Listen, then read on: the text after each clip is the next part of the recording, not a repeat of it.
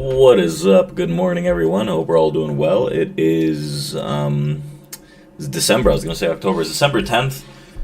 We're moving along the weeks towards the end of the year, and a lot of news has been coming through these markets and just social media and whatnot in general over the past few days here.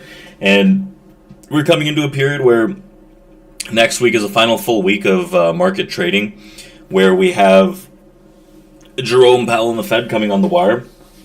Going to be an interesting and important way to end out the year, along with other news that's coming out. So one of the biggest pieces of news and information that's come out most recently, a big restructuring coming to Vanguard, right? One of the biggest providers of mutual funds and ETFs and closely held company is spinning out its $900 billion advice and wealth management division into a standalone unit. So one of my favorite names, actually, ETFs to hold is VOO. It's a Vanguard S&P 500 ETF. It's got lower management fees than the SPY in itself, and it's very liquid. So it's interesting to see what we got going on in terms of news out of Vanguard. It's looking to pull it out as a standalone unit as it looks to capture additional revenue sources. And the business will be managed by Joanna Rottenberg, who most recently served as the president of personal investing and at Fidelity Investments, and was the force behind splitting its wealth and brokerage offerings. And they say that the CEO, in a quote, said that our goal is to further democratize our services and wealth management offerings for our clients through enhanced technologies and offers. Interesting enough, who joined Vanguard from BlackRock back in May. Founded in 1975, Vanguard has been known as a very polarizing passive ETF through its many diversified and low-cost offerings. It's done an amazing job at that with nearly $10 trillion in assets, and now wants to do the same with investment advice and management. It's already stepped up its personal advisor services since 2015, appealing to a broader range of retail clients with customer service-focused services, or customer-focused services, I should say. So the wealth management has been a fast-growing area amongst banks and fintech, like Goldman Sachs, Morgan Stanley, right, and new entrants like Robinhood. Traditional asset managers that don't adapt their models can lose a competitive edge in the current landscape. So they're looking to raise the bar with more advisors and insights, and it also maybe a big bet on the quote-unquote great wealth transfer that could see trillions of dollars transferred from baby boomers to the younger generation, who are more open to discussing money, financing, investing, right, and things along that nature. So we'll see how that kind of shapes up, but there is a lot of money that's flowing into these markets, kind of boosting up the liquidity, the volume, and to an extent the efficiency.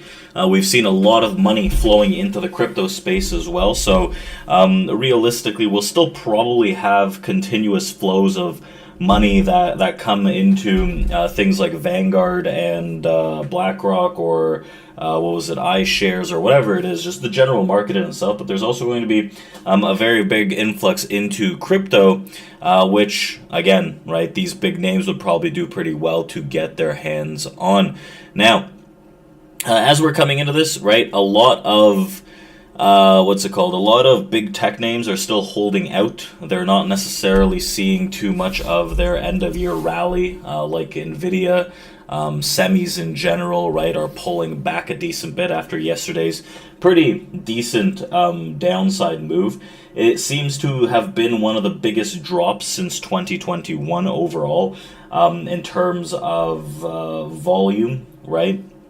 In terms of flushing out, was yesterday, actually. So we'll see how this kind of transpires, but overall I am still leaning a bit more bullish into the end of the year. I know a lot of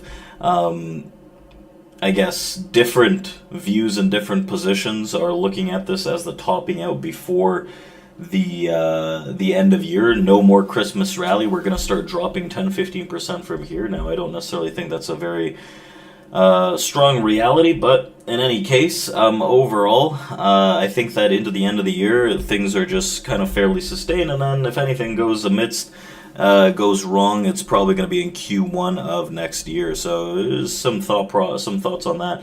On the S&P 500, I like this 60-60 area here that we had talked about. 60-60, 60-65 is a region that we had discussed with our traders last night for a potential swing higher. Right now, we are in bearish structure, right? We've left this minor distribution that had been formulating into these highs, into these all-time highs over the past, I guess, week or so. Right now, we have the immediate resistance at 60-80 on the S&P here, which starts the low auction area from yesterday's movement to the downside. So I think anything above 60-80 can see a little more upside momentum and fluidity to the swing higher.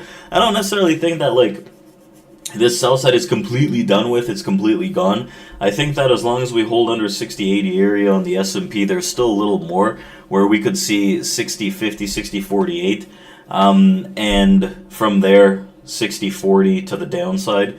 I think that that major area is going to be a region where the buy side tries to step in a little more aggressively. I've got some longs from last night from that 60-60 region. I think that right now we could see if we can make that push into that 60-80. I still think that overall prices are bearish under 60-80. We could potentially hold out some of that downside momentum. But it's kind of mixed right now. I think that if there's going to be any selling today, it's going to be from 60-80 on the S&P. If we get a bit above that, honestly, let's just continuously flush higher into about 60-90 region to the upside. So that's what I'm looking for. If any sell side comes out at 60-80, I would target 60-50 to the downside to make a clean sweep, and then we'll go from there. So again, right, I'm not like severely directional right now. In the grand scheme of things, the directionality does lie a little more on the sell side. I would argue that we are in the hands of the bears right now.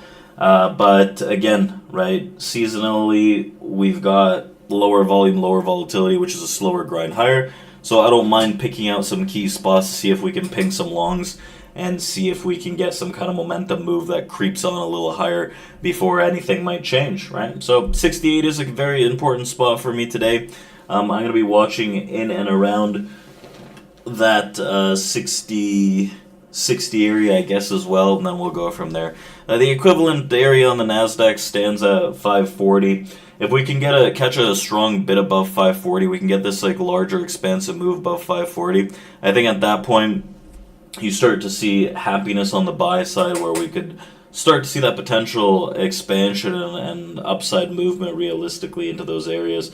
So I'll leave you guys with that. Let's open up our live trading room. I'll see you all in there, and we'll chat soon. Happy trading, everyone. Let's take it step by step. Remember, lower volatility, lower movement into the end of the year suggests that you should probably not get too crazy with your trades. So don't